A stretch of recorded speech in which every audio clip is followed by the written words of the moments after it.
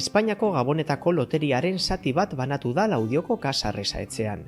Goizeko 11 aldera zabaldu da albistea, 52.833 zenbakiari laugarren saria eman diotenean. Partekatua izan da laugarren sari hori, bi zenbakiren artean banatu baita. Hala, jokalari bakoitzak 20.000 euro jasoko ditu dezimo bakoitzagatik. Resa etxeko kideek pozez jaso dute albistea. Bueno, pues encantados de la vida. Estábamos escuchando un poquito la radio y de repente hemos visto que era uno de nuestros números y hemos visto que era el cuarto, así que felices, encantados de la vida. ¿Qué quieres que te diga? Felices. Me ha empezado a llover el teléfono, me han empezado a llamar y he visto que era un número que estaba muy repartido. Encima era una peña que yo había organizado para un montón de gente, de clientes que ellos venían aquí a la administración.